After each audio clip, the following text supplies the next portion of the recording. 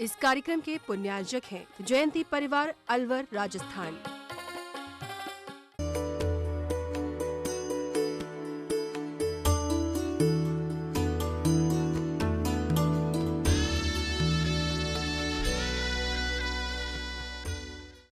विद्या सागर महाराज की जय। परम पूज्य मुनि श्री सुधा सागर जी महाराज की।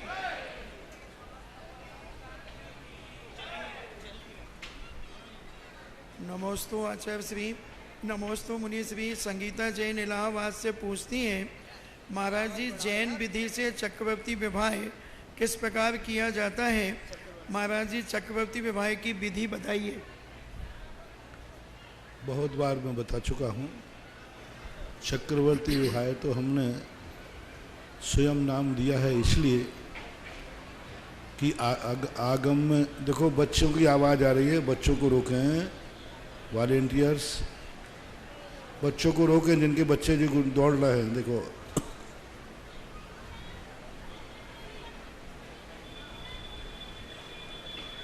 तो आगम के अनुसार ही चक्रवर्ती विवाह करता था, इसलिए उसका चक्रवर्ती विवाह दिया। आगम में स्पष्ट रूप से उल्लेख है कि व्यक्ति सिद्ध भगवान अरहंत भगवान की मूर्ति के समक्ष ही।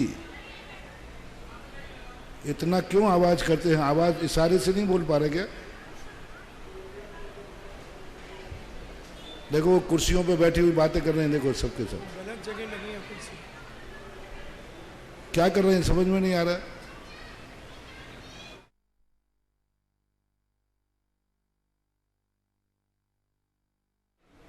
तो आगम में परमार्थ की ही विधि नहीं लिखी।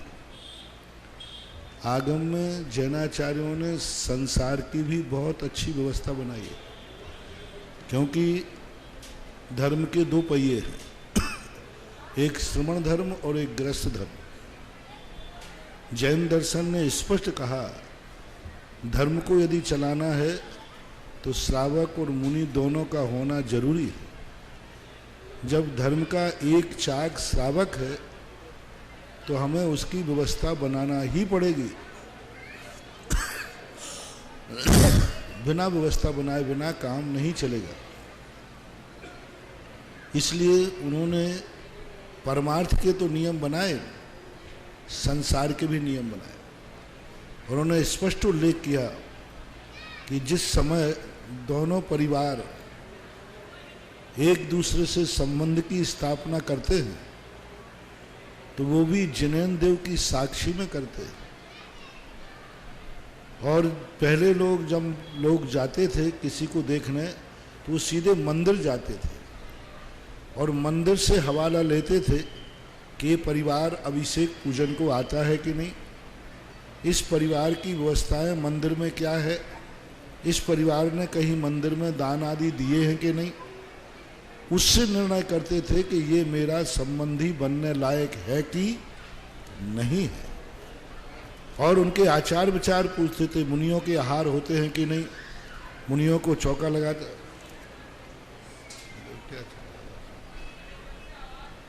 आप लोग अभी तक वो बच्चे देखो खेल रहे, किसी माता को उसकी कोई चिंता नहीं है।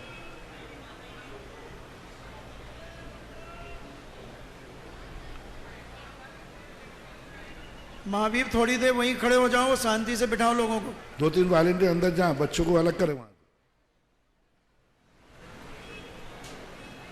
तो इस प्रकार की व्यवस्थाएं बनाई जाती थी। और जब शादी होती है उसके एक दिन पहले दोनों अपने अपने मंदिरों में इष्ट देव के पास जाके श्रीफल चढ़ाकर उस दिन का उपवास ग्रहण करें। और उपवास के दिन भगवान का अभिषेक पूजन पंच परमेष्टि विधान आदि करके और फिर सिद्ध क्षेत्रों की वंदना करने जावें। ऐसी विधि और भी मैं बहुत बार कई बार बता चुका हूँ, आप खुद YouTube पर ढूंढ सकते हैं, खोज सकते हैं। नमोस्तु। साहेबपुरा से सुनील गंगवाल जी कहते हैं, शांति धारा करने के बाद झाड़ी पर रखा श्रीफल क्या रोज बदलना चाहिए या नहीं? चांदी वो श्रीफल बदलने की कोई ज़रूरत नहीं है, लेकिन वो बाद में ख़राब हो जाए तो ऐसा नहीं कि सालों चलाते रहो। चांदी का श्रीफल तो बदलने की ज़रूरत नहीं। वैसा श्रीफल भी बदलने की कोई जरूरत, क्योंकि वो चढ़ाया हुआ श्रीफल तो है नहीं, वो तो मंगल के लिए रखा है, तो बहुत दिन तक ले सकते हैं, बशर्ते उसमें जीव नहीं पड़ना चाहिए। प्रवचन सार में कुन-कुन स्वामी ने यह गाथा कही है, इसका अर्थ बताइए।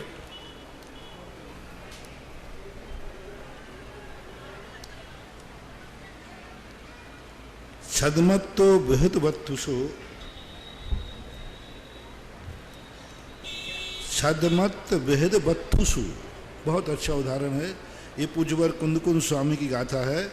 बदनियन मज्जयन झाण दान रदो ना लहदी अपुण्य भावम भावम शब्दापगम लहदी। ये कुंदकुंद भगवान की 256वीं गाथा का एक बहुत अच्छा चित्रण उन्होंने किया। उन्होंने ये कहा, छद्मस्त के द्वारा विदित पर अर्थ जो है वस्तु है, छद्मस्त ने जो सृष्टि का स्वरूप बताया है, वह नियम बताए हैं, अध्ययन बताया है, ध्यान बताया है, दान बताया है, ये जो है संसार का नाश नहीं कर सकता। अब यहाँ छद्मस्त का अर्थ क्या लेना? छद्मस्त का अर्थ यहाँ लेना केवल ज्ञान के अलावा, यानी केवल ज्ञानी को छोड़ करके जो व्यक्ति संसार की वस्तु की व्यवस्था करेंगे वो सब संसार का ही कारण होगा। इसलिए जैन दर्शन ने आचार्य, उपाध्याय, साधु ये सब छद्मस्त हैं, पर इनकी वाणी के द्वारा, इनके द्वारा कथित तत्व प्रमाणिक नहीं है। हमारे यहाँ तो जिनवाणी है, प्रवचन मैं दे रहा हूँ, लेकिन आप क्या सुनते हैं? जिनवाणी। अलवारी के अंदर आचार्य लिखित शास्त्र पढ़े हैं, लेकिन जब अब अर्घ चढ़ाते हैं तो क्या चढ़ाते हैं? तीर्थंकर की ध्वनि गणधर ने सुनी अंग रचे पुनि ज्ञानमयी सोजन वर वाणी त्रिभुवन वाणी, ऐसा आप लोग करते हैं। तो यानी भली आचार्य ने लिखी है, लेकिन वो वाणी तो जिनवाणी ही है। जिनेन्द्र भगवान के द्वारा जो संसार की वस्तु की व्यवस्थाएं बताई हैं, उन्होंने जो दान, पूजा, अध्ययन, ज्ञान आदि बताया है, उनके अनुसार चलोगे तो वह तुम्हारे संसार का कारण नहीं बनेगा, यानी मोक्ष का कारण बनेगा। और जो सामान्य संसारी प्राणी सर्वज्ञ नहीं है। छद्मस्त का अर्थ होता है स्वयं न जान करके दूसरे की जानी हुई वस्तु कहना। स्वयं अपना स्वरूप नहीं जान रहा है, अन्य के द्वारा कहा गया है। तो जो 363 मत हैं वो सब यही कहते हैं, मैंने जो कहा, सर्वज्ञ है नहीं, तीन काल की त्रिकाल बातें जानते नहीं हैं, फिर भी सबने अपना अपना मत चला दिया। सर्वज्ञ है नहीं, फिर भी बौद्ध कहते हैं हमने संसार की सृष्टि की व्यवस्था बना दी। और भी अन्य जितने भी होते हैं, हर व्यक्ति ने केवल ज्ञान तो प्राप्त किया नहीं, छद्मस्त है, फिर भी वह अपना धर्म चलाता है, अपना मत चलाता है और संसार के लोगों के लिए उस मार्ग पर चलने की प्रेरणा देता है। तो ऐसे जो छद्मस्तों के द्वारा उपदेश दिया जाता है वह पत्थर की नाव के समान है। हम जो उपदेश दे रहे हैं, हम छद्मस्त हैं, लेकिन मैं अपना उपदेश नहीं दे रहा हूं, मैं तो जिनेन्द्र भगवान की वाणी को तुम्हें सुना रहा हूं। वाणी तो किसकी है ये? इसलिए जब मैं प्रवचन खत्म करता हूं तो आप क्या बोलते हो? जिनवाणी के ज्ञान थे। अरे ये बोलो ना, सुधा वाणी के ज्ञान थे। अरे समझ में नहीं आता, पसीना तो मैं बहाऊं इतनी मेहनत मैं कहूं, और अंत में तुम सब कहते क्या सुन के आए? बोले जिनवाणी। अरे जिनवाणी का, हाँ, कभी बोल भी मत देना सुधावाणी गड़बड़ नहीं होना ना, क्योंकि मेरी वाणी, मेरा कथन प्रमाण की कोटि में नहीं आएगा, क्योंकि मैं छद्मस्त हूं। जिनेन्द्र भगवान ने ऐसा कहा, इसलिए बार बार हमें ग्रंथ का प्रमाण क्यों देना पड़ता है कि जिनेन्द्र भगवान ने ऐसा कहा है, मैं तो आपको सुना रहा हूं। इसलिए हित उपदेश देने वाले जिनेन्द्र भगवान ही मूल अधिकारी हैं, बाकी के हम लोग तो उसके प्रचारक हैं। तो छद्मस्त का अर्थ यहाँ ऐसा लेना चाहिए। नमोस्तु। पदमचंद सेठी केकड़ी से पूछ रहे हैं कि आपके आशीर्वाद से जो हमारे जिनालय में यज्ञ नायक, महान यज्ञानायक जो बनाए जाते हैं, वो क्या 1 साल के लिए होते हैं या जीवन पर्यंत के लिए होते हैं? हमारे यहाँ जो भी माल बिकता है सब जीवन भर के लिए बिकता है, क्योंकि मैं भी मुनि जीवन भर के लिए बना हूं। नहीं तो कल के दिन में आचार्य से पूछो, आचार्य से मैं मुनि कितने साल के लिए बना था, पूछवा लूं मैं आचार्य से, तो महाराज जी मैं मुनि कब तक बनूंगा, कितने साल के लिए? नहीं, मैंने परसों 2 दिन पहले प्रवचन दिया था, धर्म की सीमा मत बांधो, धर्म को असीम। मैंने तो ये तक कहा था, शिखर जी जाओ तो ये मिनट के जान जाओ, कह के कि मैं लौट के आऊंगा, ये जाओ, जा रहा हूं, लौटने की बात वहां जाके सोचूंगा। मंदिर भी लौट के भाव करके मत जाओ, मंदिर जा रहा हूं, बस कब लौटूंगा ये मंदिर में जाके सोचूंगा। इसलिए हमेशा कोई भी व्रत नियम संकल्प लेते हो तो पूरा नियम लेना चाहिए। अब बीच में मान लो एक्सीडेंट हो जाए तो उसकी पहले से कल्पना क्यों कर रहे, जब होगा जब देखा जाएगा। समंत्रभद्र महाराज मुनि महाराज बने थे तो पूरे जीवन भर के लिए बने थे कि 2-5 साल के लिए? फिर भी उनको बीच में मुनि पद छोड़ना पड़ा कि नहीं? एक्सीडेंट है, एक्सीडेंट को काउंट नहीं किया जाता। हर व्यक्ति गाड़ी में बैठते समय यही सोच के जाता है मैं इतने बजे वहां पहुंच जाऊंगा, संकल्प है, फोन भी कर दिया, लेकिन रास्ते में गाड़ी पंचर हो सकती है, एक्सीडेंट हो सकता है। लेकिन भावना क्या? इसी प्रकार जो भी नियम बनाए जाते हैं वे आजीवन बनाए जाते हैं। कुछित का ज्यादा कोई एक्सीडेंटल केस आता है तो उसके प्रायश्चित हैं, अपवाद हैं, उसका मार्ग है, लेकिन मूल रूप से तो ये जीवन भर का ही यज्ञनायक महायज्ञनायक होना चाहिए और प्रयास करना चाहिए जीवन पालन करने का, यही भावना होना चाहिए। नमोस्तु। मुजफ्फरनगर से पूछते हैं, और मैं जब बनाता हूं तो मैं 3-3 बार कहता हूं, देखो भाई जीवन भर के लिए है, नहीं तो कल के दिन तुम कहोगे गर्मी चढ़ गई थी, हमें सुन नहीं पाए थे। मैं जब मेरे जैसा स्पष्ट करने वाला तो कोई नहीं, बार बार बीच में टोकता हूं, भैया ये जीवन भर की बोली है, प्रतिवर्ष राशि देना है, बार बार बोलता हूं, फिर भी तुम नहीं समझो तो मैं क्या करूं। नमोस्तु महाराज जी। मुजफ्फरनगर से पूछते हैं, भरत और एववत क्षेत्र में भूत भविष्य वर्तमान के तीर्थंकरों के नाम बदलते हैं, लेकिन विदेश क्षेत्र के तीर्थंकरों के नाम एक जैसे क्यों होते हैं, वो क्यों नहीं बदले जाते? वहाँ नगरी के जो तीर्थंकर हैं, क्योंकि वहाँ एक के बाद एक निश्चित रूप से चलते रहते हैं। हालांकि हमें ये बात कहीं देखने को नहीं मिली कि विदेश क्षेत्र के तीर्थंकरों के नाम में परिवर्तन नहीं होता है। यहाँ के तो नाम परिवर्तन है, वहाँ के वही भगवान होते हैं।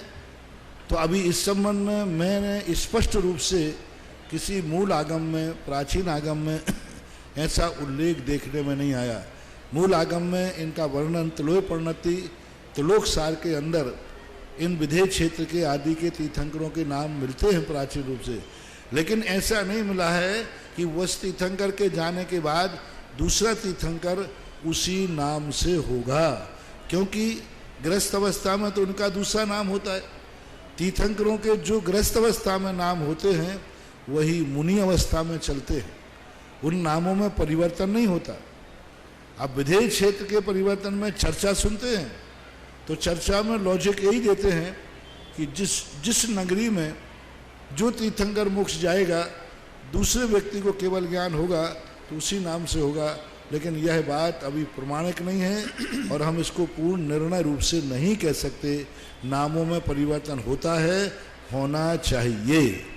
20 तीर्थंकर जो अभी हैं, हाँ अभी वर्तमान में 20 तीर्थंकर रह सकते हैं, क्योंकि महावीर स्वामी को अभी 2600 साल हुए और वहाँ पर जो भगवान महावीर स्वामी ने 20 तीर्थंकर कहे थे और वहाँ की उम्र तो 1 पूर्ण कोटि वर्ष की होती है, इसलिए कोई बात नहीं। वैभव जैन सहारनपुर से पूछते हैं, नमोस्तु महाराज, मेरा प्रश्न है कि समाज में 2-4 लोग पूरी समाज को प्राचीनता के नाम पर गुमराह करते हैं, मंदिरों का जीर्णोद्धार कार्य नहीं करने देते।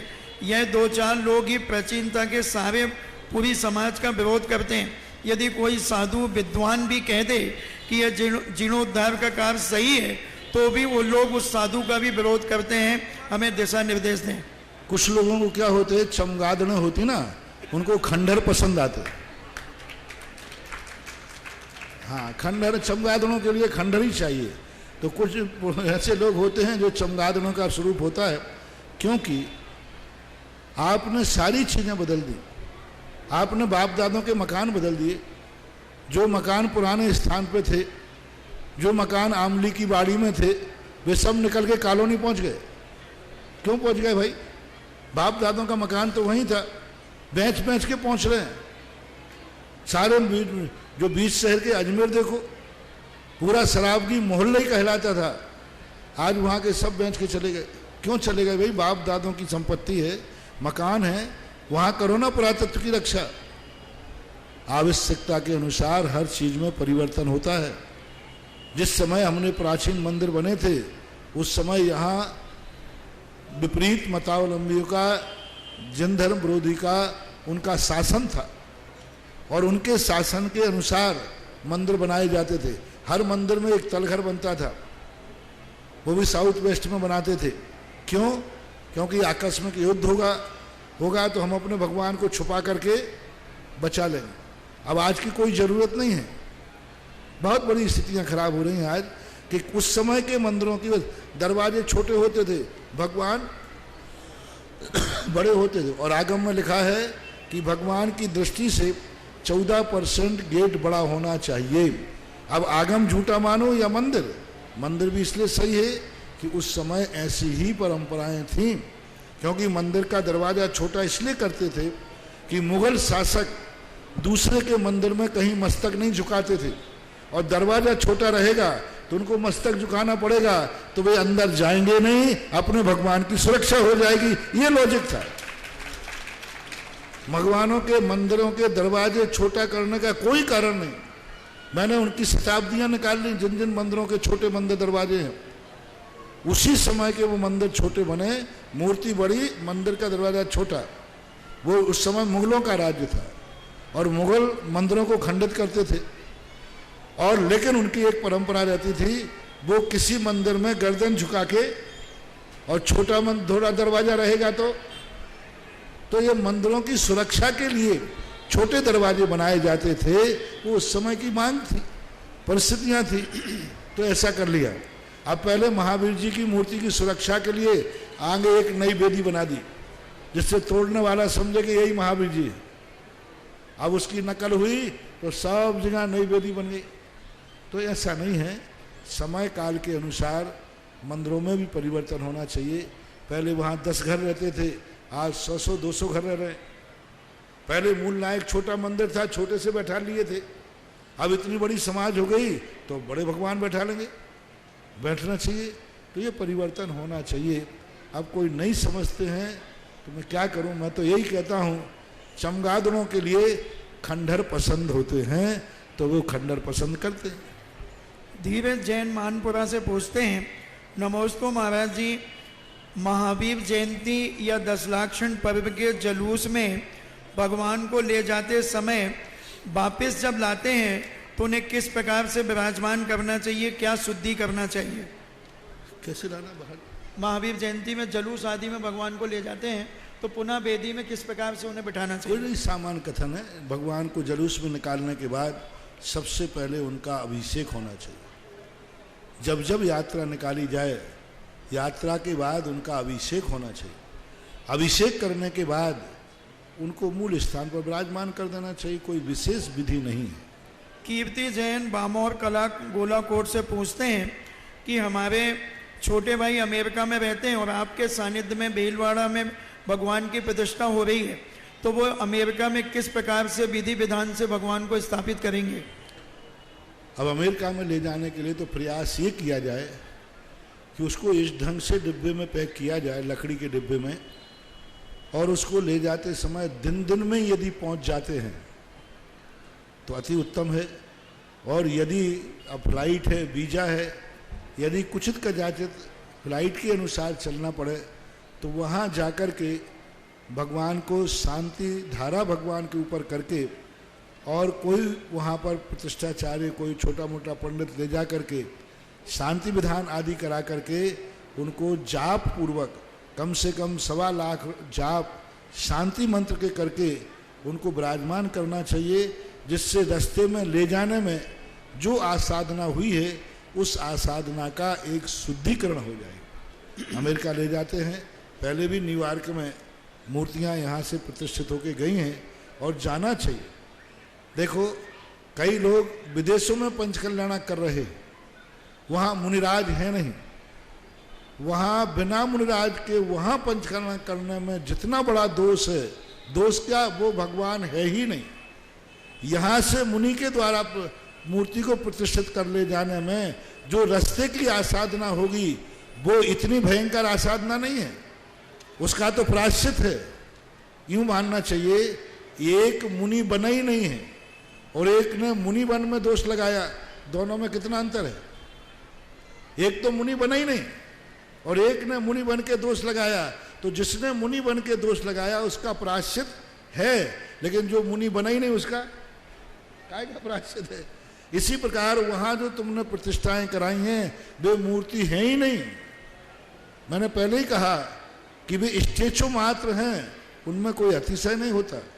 इसलिए विदेशों में जब भी जिसको मूर्ति बैठाना हो यहीं से प्रतिष्ठा करा करके ले जाओ, थोड़ा पैसा ज़्यादा लगता है और वो माल वो मूर्ति अच्छे डिब्बे में बंद करके ले जाई जा सकती है। जब बिना प्रतिष्ठा के मूर्ति जाती है तो प्रतिष्ठा के जाने में क्या बाधा है, क्योंकि विदेश में तो कोई मूर्ति बनती नहीं है। जो पंचकल्याण कराते ना वहाँ वे भी मूर्ति तो यहीं से ले जाते। तो प्रतिष्ठा के बाद आप मूर्ति ले जाएं, मुनियों से ही प्रतिष्ठा करा करके विदेशों में मूर्ति बैठना चाहिए। बिमला वैद्य केकड़ी से पूछती हैं, पंचम काल में क्या जीव 7वें नरक में जा सकता है क्या?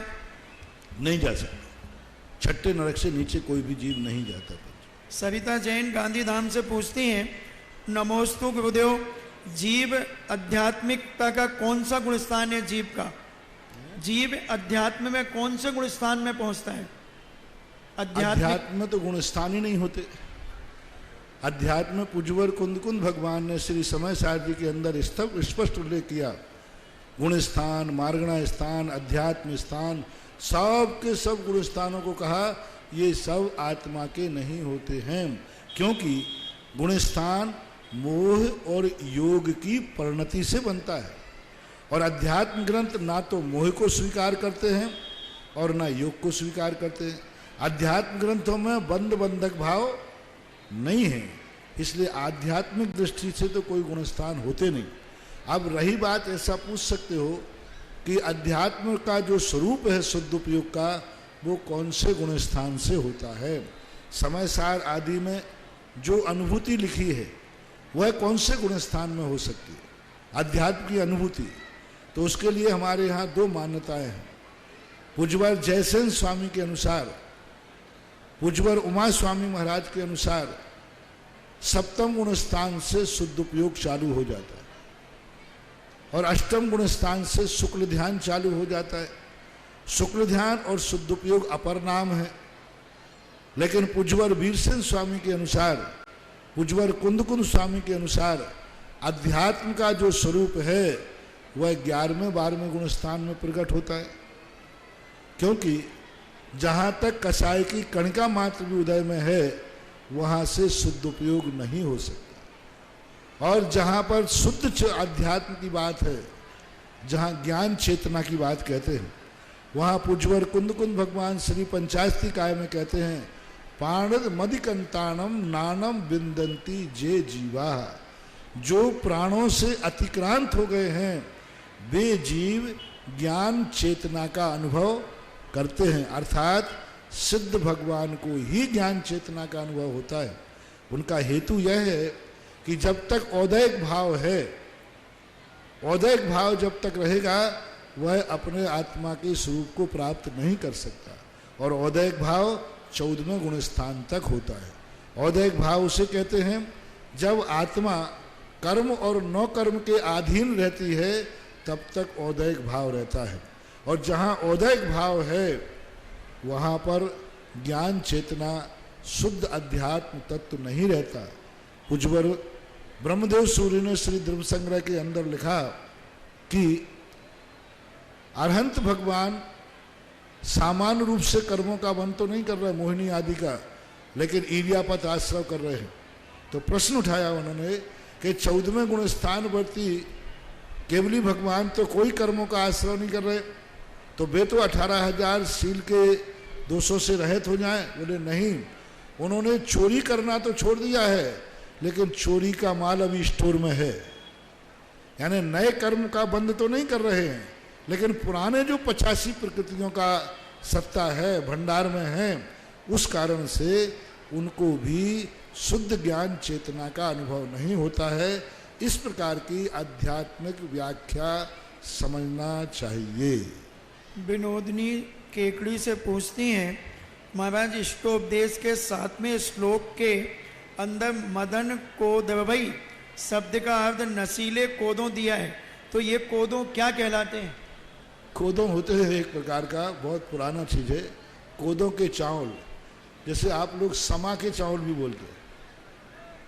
समा तो थोड़ा सा उनमें अंतर है, लेकिन वो कोदों होता है, गोल गोल चावल होता है उसका। विशेष रूप से इधर छत्तीसगढ़ MP आदि में विशेष रूप से होता है। तो ये कोदों, हालांकि दक्षिण भारत में भी होता होगा, क्योंकि पूज्यवर नेमिचंद महाराज ने भी कोदों का उदाहरण दिया है। छठे उसके लिए तीसरे गुण स्थानवर्ती जीव के लिए उन्होंने ऐसी जात्यंतर दशा का भी वर्णन किया, गुड़ दधि का भी वर्णन किया उन्होंने। तो इस प्रकार के कोदो एक प्रकार का अनाज है जो अनाज की कोटि में आता है, गोल होता है, उसका दाना थोड़ा सा मट मैला वाइट जैसा होता है, एकदम वाइट भी नहीं, एकदम काला भी नहीं। उसका जो पेड़ होता है वो जरूर काला होता है। पहले मुनि महाराज लोग रात्रि में कोदों का प्यार शयन करने के लिए लेते थे। ऐसा नमोस्तु। अयोध्या से सुभाष जैन पूछते हैं, गुरुदेव भगवान के चरणों को हम छू लेते हैं, लेकिन उनके आचरण को कैसे छुएं, मार्गदर्शन करें। चरण जो छुए जाते हैं वो एक श्रद्धा का विषय है, आस्था का विषय है। उनके गुणों को प्राप्त करने के लिए, उनके गुणों के अनुरागवश भक्तिवश, हालांकि जैनागम में चरण स्पर्श की कोई परंपरा शास्त्रों में देखने में नहीं आई, कहीं भी चरण स्पर्श की कोई परंपरा देखने में। इतने अकृत्रिम चैत्यालय होते हैं, देवता लोग वंदना को जाते हैं, लेकिन कहीं चरण स्पर्श की वंदना नहीं की गई। चैत्य भक्ति के अंदर पूज्यवर कुंदकुंद स्वामी ने, पूज्यपाद स्वामी ने पूरा वर्णन किया भगवान का, पूजा का, भक्ति का, अष्टद्रव्य का, लेकिन चरण स्पर्श का वर्णन नहीं किया। पूज्यवर यतिवृषभ महाराज ने सबसे पहले अष्टद्रव्य से पूजा का भगवान को कहा, अभिषेक की चर्चा की, लेकिन चरण स्पर्श की कोई चर्चा जैनागम में नहीं है। कहीं भी किसी भी रूप में भगवान के चरण स्पर्श करने का कोई आगम में प्रावधान देखने में नहीं आया। गुरुओं के चरणों के स्पर्श की भी कोई चर्चा जैनागम में नहीं है। नवदा भक्ति का उल्लेख आया है, अभिषेक का उल्लेख आया है, पादाभिषेक का उल्लेख आया है, लेकिन चरण छूने का जो उल्लेख है ये जैन आगम में हमें भक्ति के रूप में कहीं देखने में नहीं मिला। इसलिए मैं इस बात का समर्थन नहीं कर पाऊंगा। क्यों? वर्तमान में जो भक्ति है, श्रद्धा का अतिरेक, समर्पण की भाषा और उनके आदर्शों के प्रति अपने आप को त्रोहित धूल मानना, नतमस्तक हो जाना, ये लोक व्यवहार में चरण स्पर्श की परंपरा मान लेना चाहिए। इससे आचरण का कोई संबंध नहीं है। चरण एक श्रद्धा है, एक भक्ति है, तद्रूप आचरण हो ऐसा कोई नियम नहीं है, लेकिन फिर भी कहने में यही आता है, चरण छुए हैं तो आचरण को भी छूने का प्रयास करना चाहिए। ऑनलाइन जिज्ञासाओं के पश्चात प्रत्यक्ष रूप से विराजित श्रावक श्राविकाओं में प्रथम जिज्ञासा के लिए आमंत्रित करता हूँ सुशील जैन बांसवाड़ा, उसके पश्चात सुशीला जैन भिलवाड़ा। हम सबके अतिशयकारी इष्ट गुरु के श्री चरणों में हम सभी का बारंबार नमोस्तु नमोस्तु नमोस्तु। गुरुदेव, हमारे पूरे वागड़ की जिज्ञासा है कि जैसे ही हमने 26 तारीख को आदिनाथ भगवान की मनोहारी प्रतिमा को मोबाइल में देखा, पूरे वागड़ में ऐसी खुशी की लहर छा गई कि जब तक प्रत्यक्ष उनको नहीं देखेंगे तब तक अब हमारी आंखें बंद नहीं होंगी। ऐसी भावना से पूरा वागड़ इतना प्रफुल्लित है और ये भावना रख रहा है कि भगवान जब आदिनाथ भगवान वागड़ की धरा पर पहली बार आए, विरोध तीर्थ क्षेत्र पर पहली बार आए, तो उनकी भव्य आगवानी हम किस प्रकार से करें, इसी जिज्ञासा है भगवान हमारी। इस मूर्ति का चित्रपट मैंने खुद बैठ करके उसको बनवाया था। पहले मिट्टी का बनवाया था, पहले मिट्टी का एक मूर्ति का सांचा बनवाया था, और ये साल भर से उपक्रम चल रहा था। उसमें भी बहुत सारे सुधार कराए, और मूर्ति इतनी सुंदर बन के आई कि तुम तो छोड़ो, तुम तो इसलिए प्रभावित हो कि वो बागड़ जा रही है। मैं तो सारे भारत की मूर्तियां हैं, लेकिन इतना प्रभावित हुआ कि उसके बाद शिल्पी से कह दिया आज के बाद सभी मूर्तियां ऐसे ही बनना चाहिए। यानी एक जो कल्पना मैंने मन में की थी और जो मैंने शिल्पी के सामने अक्स रखा था, वही कल्पना के अनुसार शिल्पी ने मूर्ति बनाई। उंगलियों का आकार, भगवान के जटाओं का वर्णन जो मैंने शास्त्रों में पढ़ा था, और उनका शेप, इतनी अच्छी मूर्ति बनी है। अभी तक वर्तमान में इतनी मूर्तियां बनी, उनमें सबसे अच्छी मूर्ति यदि कोई बनी है तो बागड़ वीरोदय तीर्थ क्षेत्र में जाने वाली आदिनाथ भगवान की 51 इंची मूर्ति है वियतनाम पत्थर में। अभी तक मेरे हाथ से भी सैकड़ों मूर्तियां बन चुकी, और सैकड़ों मूर्तियों का पंचकर्मा कर रहा हूं, लेकिन अभी तक जितनी मूर्तियां निर्मित हुई हैं और जितनी मैंने प्रतिष्ठा की है, उनमें नंबर 1 पर जो वीरोदय तीर्थ क्षेत्र पर जा रही मूर्ति, वह बहुत ही एक उसकी मुद्रा, उसके हाथ, उनकी उंगलियां, उनके नाखून, उनके केस, एक एक मूर्ति का एक एक अंग देखने लायक है।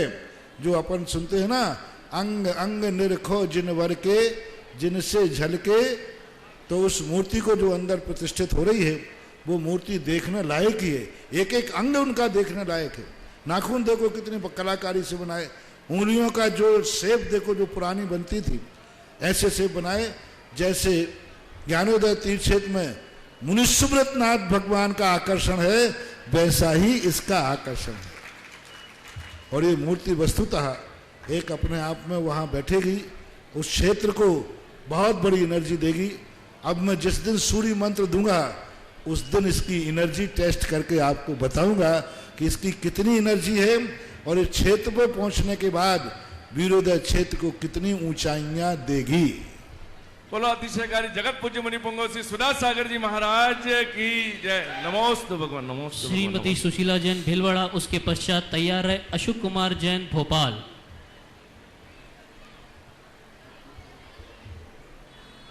नमोस्तु महाराज जी, नमोस्तु महाराज जी, नमोस्तु महाराज जी। अब ऐसी मूर्ति बागड़ जा रही है, तो यही अब पूछा है प्रश्न में, जिस दिन यहाँ से ले जाओ उसका प्रवेश वीरोदय तीर्थ क्षेत्र में ऐसा होना चाहिए कि सारा बागड़ वहां आगवानी में खड़ा रहना चाहिए, क्योंकि ये बागड़ का इष्ट देव, बागड़ की पहली प्रतिमा वीरोदय। क्योंकि बागड़ का एक पहला इतना बड़ा विशाल क्षेत्र बागड़ में पहली बार ही बन रहा है, और उस क्षेत्र के अंदर जब प्रवेश करेगा तो बागड़ को यदि सिद्धि चाहिए है, समृद्धि चाहिए है, तो सारा बागड़ जब ये मूर्ति जाए, उसकी आगवानी वीरोदय तीर्थ क्षेत्र में। मेरा तो कहना है, अभी आया था कि इसको कहीं और विराजमान किया जाए, नहीं, यहाँ से डायरेक्ट जाकर सीधा वीरोदय में ही प्रवेश होना चाहिए, अन्यत्र इसको उतारना नहीं। देखो 2 प्रकार का है, दुल्हन का डोला कहीं दूसरी जगह उतार करके फिर लाना नहीं, सीधी यहाँ के जाने के बाद सीधा वीरोदय तीर्थ क्षेत्र में ही प्रवेश होना चाहिए। ये दस्तूर, मांगलिक और सगुन होना चाहिए। आपके पास जगह कम हो तो थोड़ा सा चद्दर सेट बना कर रख लेना, ऑफिस का हॉल बना है उसी में रख लेना, लेकिन अभी सीधा प्रवेश उसका बागड़ में क्षेत्र पर ही कराना है।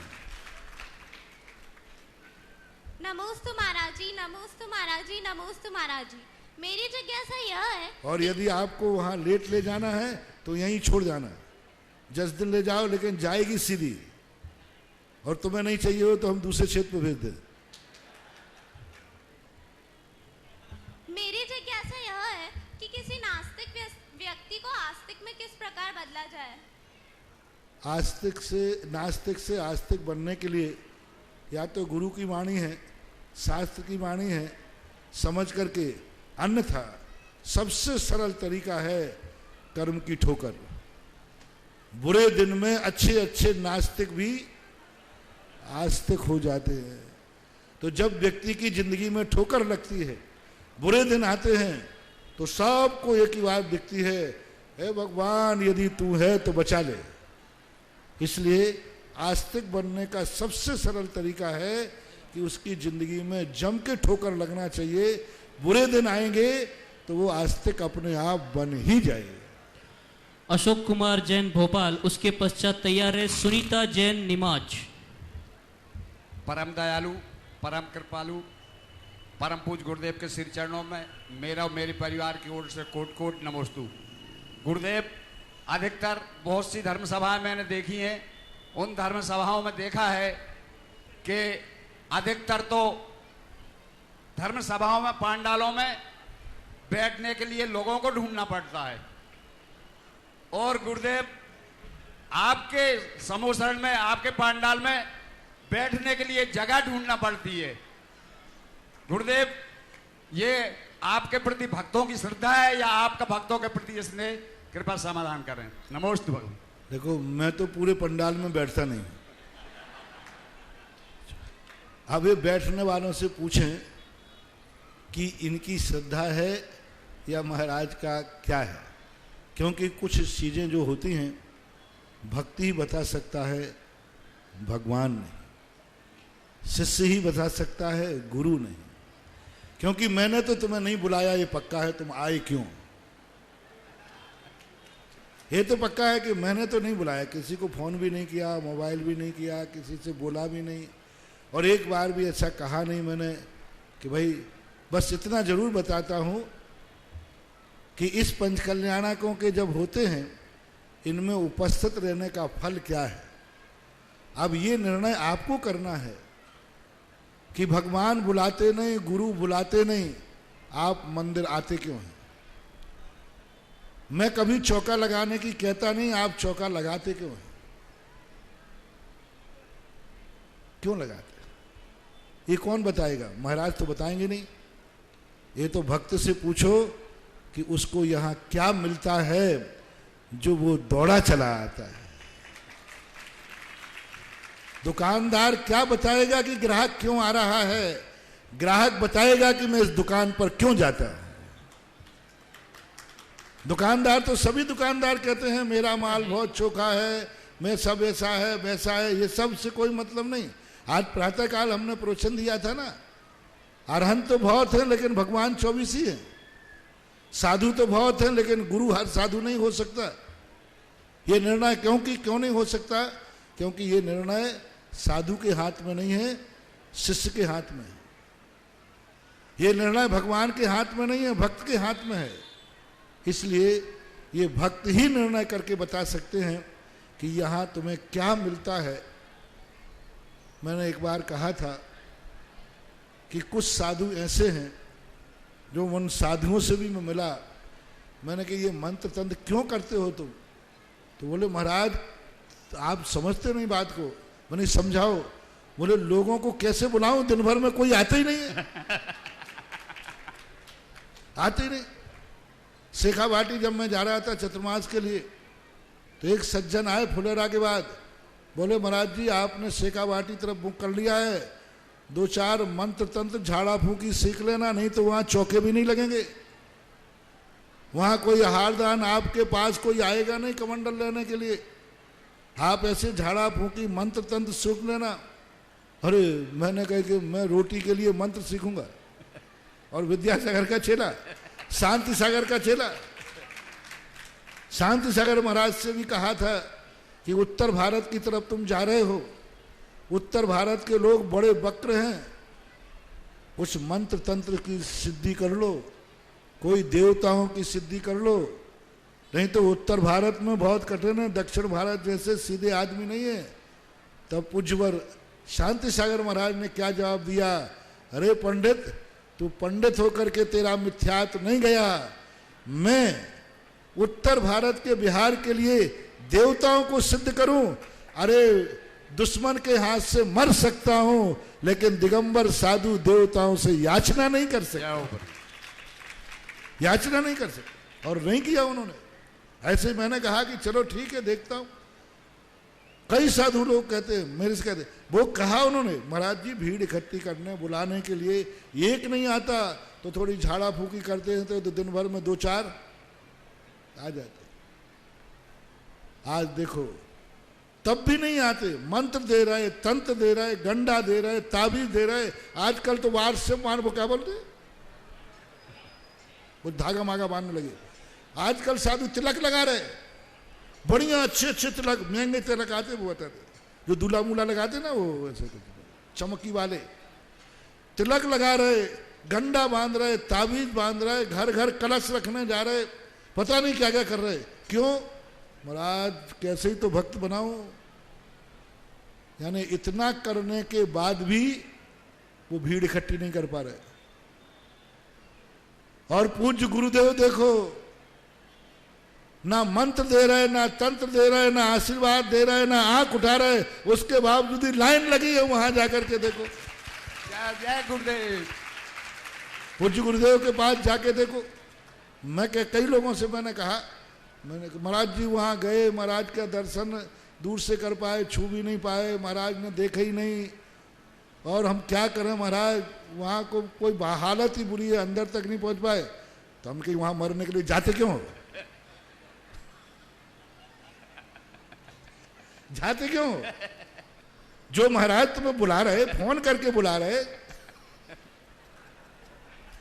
तो भी तुम वहां जाओ ना, वहां जाते क्यों हो तुम वहां पर, जब महाराज के तो वो मैंने तो उसकी वो करने के लिए कहा, तो वो क्या कहता है, महाराज जाऊंगा तो वही। मैंने क्यों? बोले वो देखें या नहीं देखें, लेकिन मेरी आंख उनको जरूर देख लेती है। मतलब जय जय गुरुदेव। आप देखिए, यानी श्रावकों को आकर्षित करने के लिए ना मंत्र चाहिए, ना तंत्र चाहिए, मात वीतरागता चाहिए। आचार्य महाराज की नासा दृष्टि ने सारे जगत को मोहित कर लिया। आज बोलो, संसार में सबसे ज्यादा भीड़ कहाँ मिलेगी? गुरुदेव के पास, चरणों में, आचार्य महाराज के पास। सबसे ज्यादा चौके कहाँ लगते हैं? गुरुदेव के। एक चौका वाला कहता, महाराज 4 महीने में हार ही नहीं गए, हमने गए क्यों थे? वहां चले जाओ ना जहां चौके ही नहीं लगते हैं। बोले महाराज जिंदगी में भी आचार्य सिंह नहीं आएंगे तो चौका तो वहीं लगेगा। और मैंने कहा वारे वाह पट्टा। गुरुदेव भोपाल चतुर्मास में 250 चौके का नियम था, 250 चौके लगते थे भोपाल चतुर्मास में। आचार्य ओम शांति। तो उसके कारण से अब देखो कितना आकर आचार्य सिंह आते नहीं, हार में देखते नहीं, फिर भी 2-2, 400 चौके लग जाते लोग हो रहे। तो महानुभाव, भीड़ बुलाने से नहीं आती है, कस्तूरी में सुगंध होना चाहिए। आवाज लगाने की जरूरत नहीं है, कस्तूरी ले लो। कस्तूरी बेचने वाला आवाज लगा रहा है, कस्तूरी ले लो, समझ लेना नकली कस्तूरी है। कस्तूरी वाला तो निकल जाए तो पता चल जाता है कि ये कस्तूरी है। श्रीमती सुनीता जैन नीमाच, उसके पश्चात तैयार रहे अरविंद जी संगई भोपाल। गुरु गोविंद दोनों खड़े काके लागू पाए, बलिहारी गुरु आपने गोविंद लियो बताए। गुरु के चरणों में नमोस्तु नमोस्तु नमोस्तु। मेरी जिज्ञासा ये है कि सौधर्मी इंद्र की इंद्राणी रानी शची ऐसा क्या पुण्य अर्जित करती है कि उनको 3 लोक के नाथ तीर्थंकर बालक को खिलाने का प्रथम अवसर प्राप्त होता है। गुरुवार आज भगवान का जन्म कल्याणक था, बहुत आनंद आया। नियम से कोई ना कोई उनका पुण्य, कोई जन्म जन्मांतरों में ऐसी भावना करती होगी, ऐसे भाव करते होंगे, और बहुत वैराग्य भावना, पुण्य भावनाएं उनके अंदर। क्योंकि आगम में तो अलग से निश्चित किया नहीं गया कि कौन से पुण्य से इंद्र या इंद्राणी पद मिलता है, लेकिन उनके काल से, फल से हम कभी कभी कार्य से कारण का अंदाज लगा लेते हैं, और कई बार कारण से कार्य का अंदाज लगता है। उनके कार्य को देख के ही पता चलता है कि नियम से कोई ना कोई ऐसा पुण्य अर्जन जरूर उन्होंने किया है, जिस कारण से इतनी सारी दुनिया में नारियां हैं। देवताओं के अंदर एक एक देवता की कम से कम 32 देवियां होती, कम से कम, अधिकतम तो गिनती नहीं, बहुत सारी देवियां होती।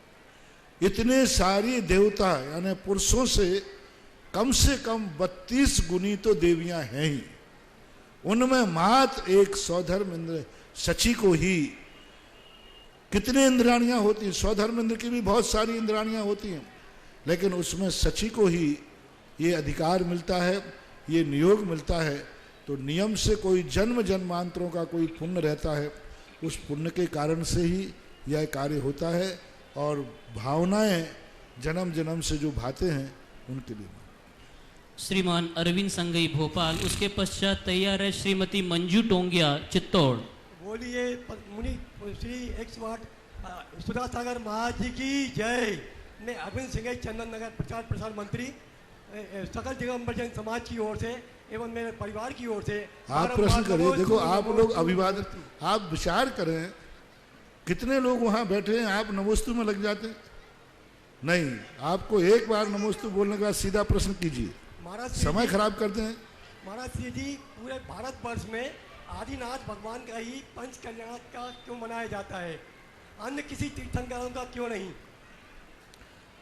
इसके दो कारण हैं।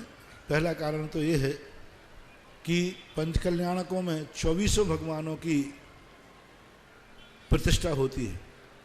अब छोटे का बनाकर बड़े का नहीं बनाए तो ठीक नहीं। जैसे मैं उदाहरण आपको देता हूं कि तीर्थंकर आदिनाथ सबसे बड़े हैं, उनका मना लेने से सबका बन जाता है। जैसे आप लोगों ने मान लीजिए आचार्य श्री के दर्शन करने गए, सभी के लिए तुमने श्रीफल चढ़ा दिया, आचार्य श्री को नहीं चढ़ाया, कैसा रहा है? ये ठीक है कि गलत है? और अकेले आचार्य श्री को चढ़ाया और किसी महाराज को नहीं चढ़ाया, चलेगा कि नहीं चलेगा? चलेगा। अकेले आचार्य श्री को चढ़ाया, किसी को नहीं चढ़ाया, और पूरे संघ को चढ़ा दिया और आचार्य श्री को नहीं चढ़ाया, तो नैतिकता के नाते ठीक नहीं है।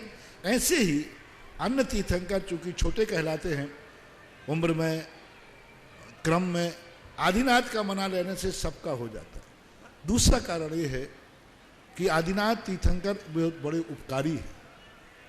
अन्य तीर्थंकरों ने समाज के ऊपर, संसार के ऊपर उपकार नहीं किया। ऋषभ देव ने जो उपकार किए हैं, षट कर्म की व्यवस्था बनाकर, ब्राह्मी स्त्री को ज्ञान देकर, उनके उपकार इतने हैं कि उन उपकारों के कारण से सारा जगत ये समझे कि आज जो तुम्हारे पास मकान है किसकी देन है, आज जो तुम्हारे पास कपड़े हैं वो किसकी देन है, आज जो तुम्हारे यहाँ अच्छे शादी ब्याह हो रहे किसकी देन है, आज तुम्हारे पास 2 रोटियां थाली में है किसकी देन है, आज तुम्हारे खाने शरीर पे सोना चांदी है किसकी देन है, आज जो तुम्हारी रिश्तेदारी, यानी आज जो कुछ भी तुम्हारे पास है इस किसकी देन है? देवादि देव ऋषभ देव की देन है। इसलिए ये संसार के बहुत बड़े उपकारी रहे, इसलिए आदिनाथ का मनाया जाता है। दूसरा कारण, आदिनाथ का जीवन इतना विचित्र है कि मंची कार्यक्रम बहुत हो जाते। अन्य तीर्थंकरों में लीलांजना नहीं आएगी, तुम्हें तो पूरी पिक्चर में यदि गाना और हीरो हीरोइन का नाच ना हो तो कैसा लगेगी आपको पिक्चर? थोड़ा हेल्प करो ना मेरी। पूरी पिक्चर में एक भी गाना नहीं और एक में हीरो हीरोइन का नाच नहीं, पिक्चर चलेगी कि पिटेगी? बोर हो जाएंगे। तो बीच में नाच गान आता है, तो सारे तीर्थंकरों की पिक्चर बिना नाच गान के है और आदिनाथ की पिक्चर नीलांजना के नाच से। और ये मंच कहलाता है रंगारंग कार्यक्रम। रंगारंग कार्यक्रम तो उनका व्यवस्था बन जाती है, नीलांजना का नृत्य हो जाता है। इसलिए तीसरी बात यह है कि किसी भी तीर्थंकर का किया जा सकता है। मैंने भी देवगढ़ के अंदर शांतिनाथ भगवान का पंचकर्म किया था। शांतिनाथ का हुआ था पंचकर्म, ऐरा देवी माता बनी थी। कई जगह पारसनाथ के भी हुए, चंद्र प्रभु के हुए, करने में कोई बाधा नहीं है। लेकिन जो मैंने कहा वह व्यवस्थाएं नैतिकता के नाते, बड़े होने के नाते हम उनको पहले आगे कर देते। श्रीमती मंजू जैन टोंगिया, उसके पश्चात तैयार रहेंगे कांता देवी पाटनी भिलवाड़ा। नमोस्तु महाराज श्री, नमोस्तु महाराज श्री, नमोस्तु महाराज श्री। महाराज जी, हर व्यक्ति में कुछ न कुछ हुनर होता है, पर किसी का तो हुनर छिप जाता है और किसी का छप जाता है, किस कारण से होता है महाराज जी? हुनर होने का भी, प्रचार होने के लिए भी यशस कीर्ति नाम कर्म का उदय चाहिए। बहुत सारे लोग बहुत अच्छा बोलते हैं लेकिन उनका कोई सुनता ही नहीं है, और बहुत सारे लोग थोड़ा भी बोलें तो लोग बहुत सुनना पसंद करते हैं। तो इसमें कर्म का उदय बहुत काम, यशस कीर्ति है, सुभग नाम कर्म है, सुस्वर नाम कर्म है, आदि आदि बहुत सारे कर्मों की व्यवस्था, क्योंकि कोई एक कार्य जो है एक ही कारण से नहीं होता, एक कार्य के लिए अनेक कारणों की जरूरत होती है। तो उन्हीं कारणों में से जिनके अच्छे कारण होते हैं उनका हुनर, थोड़ा सा भी हुनर जगत में ख्याति प्राप्त कर लेता है और कई लोग नहीं करते। कांता देवी पाटनी भिलवाड़ा, उसके पश्चात तैयार है प्रेरणा जैन ब्यावर। नमोस्तु महाराज जी, नमोस्तु महाराज जी, नमोस्तु महाराज जी। मेरी जिज्ञासा है महाराज जी, जो शब्द बोलते हैं वो पुद्गल की पर्याय है, तो इसको कैसे सिद्ध करें कि ये शब्द किस में आएगा, रसना ग्रहण किस में आएगा? जो शब्द बोलते हैं बोलते हैं वो कौन सी पुद्गल की पर्याय है? पुद्गल की पर्याय है, स्कंद की पर्याय है। स्कंद है जो शब्द वर्णा है, क्योंकि इस संसार में भाषा नाम की वर्णा होती है जो भाषा रूप ही वर्णन करती है। वर्णाएं 24 प्रकार की होती हैं, अलग अलग। कुछ वर्णाएं ऐसी होती हैं, जैसे कुछ मिट्टी ऐसी होती है जिससे घड़ा बनता है, कुछ मिट्टी ऐसी होती है जिनसे घड़ा नहीं बनता, कुछ मिट्टी ऐसी होती है जिनसे कोई वस्तु बन जाती है, किसी से नहीं बनती। ऐसा ही पुद्गल कर्मों में है। कुछ वर्णाएं ऐसी होती हैं जिनसे कर्म रूप परिणत होते हैं, कुछ वर्णाएं ऐसी होती हैं जिनमें 9 कर्म वर्ण होते हैं, कुछ वर्णाएं ऐसी होती हैं जो आहार रूप परिणत होती हैं, कुछ वर्णाएं ऐसी होती हैं जो शब्द रूप परिणत होती हैं। तो भाषा नाम की जो वर्णा होती है उस वर्णाएं शब्द रूप से परिणत करती हैं। श्रीमती प्रेरणा जैन ब्यावर, उसके पश्चात तैयार है रविंद्र काटीवाल भिलवाड़ा। मम गुरुवर को मेरा बारंबार नमोस्तु।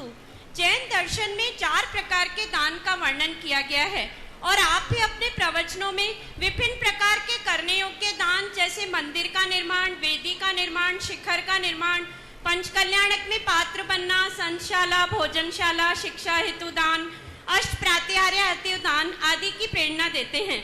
लेकिन हर कोई श्रावक अपने जीवन में सभी प्रकार के दान नहीं कर पाता है। अतः महाराज जी, मेरी ये जिज्ञासा है कि जिस प्रकार श्रावक के 6 आवश्यकों में दान को प्रमुखता दी गई है, उसी प्रकार वे ऐसे कौन से दान हैं जो प्रत्येक श्रावक को अपने जीवन काल में करने ही चाहिए, चाहे वे किसी भी परिस्थिति में क्यों न हो?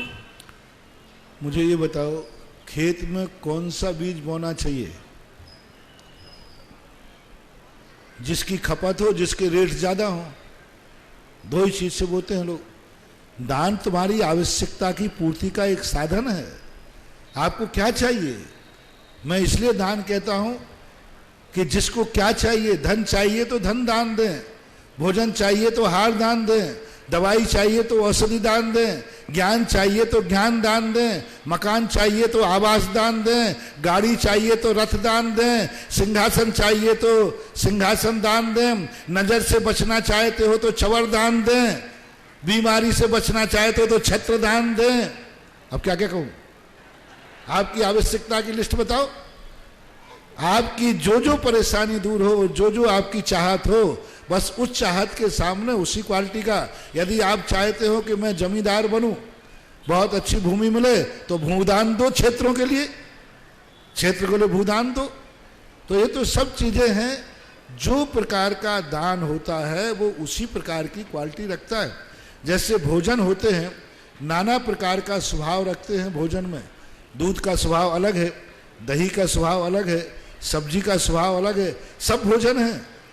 भोजन कितने प्रकार के होते हैं और सभी भोजन है, फिर भोजन का अलग अलग स्वभाव क्यों होता है? जैसे अलग अलग भोजन का अलग अलग स्वभाव होता है। अब कौन सा भोजन आपको करना है, तुम्हारी प्रकृति क्या है। इसी प्रकार ये सारे के सारे दान जो होते हैं अलग अलग स्वभाव वाले होते हैं। इसलिए कोई दान ना तो गौण है, ना मुख्य है, आपकी आवश्यकता क्या है। आप बीमार हैं तो औषधि दान की तरफ जाइए। आप चाहते हैं कि मेरे बच्चे को बहुत अच्छा ज्ञान मिले, हम और हमारा बच्चा बहुत ज्ञानी बने, तो ज्ञान दान दीजिए। अब ये जितने दान होते हैं सब एक 4 दानों के अंतर्गत समाहित हो जाते हैं संग्रह रूप से, और जब इनका विस्तार करेंगे तो अनेक रूप बन जाते हैं। जैसे आहार भी 4 प्रकार का है। देखो बहुत अच्छा दान है, खाद्य, लेय, पेय और स्वाद। अब 4 प्रकार का होता है, लेकिन कितने प्रकार के स्वाद हैं? खाद्य कितने प्रकार के हैं खाने वाली, पीने वाली चीजें कितने प्रकार की हैं? हजारों। स्वाद भी लौंग, इलायची, सौंफ आदि, सुपारी, कितने इस प्रकार के हैं? बहुत सारे। ऐसे ही दान के उपभेद बताए जाते हैं, मूल में 4 ही होते हैं। नमोस्तु गुरुवर। भीलवाड़ा के प्रसिद्ध युवा कलाकार पंकज जी आमंत्रित करता हूं, वे एक सुंदर भजन से अपनी प्रस्तुति देंगे। पंकज जी। हो गया क्या? इस कार्यक्रम के पुण्यार्जक थे जयंती परिवार, अलवर, राजस्थान।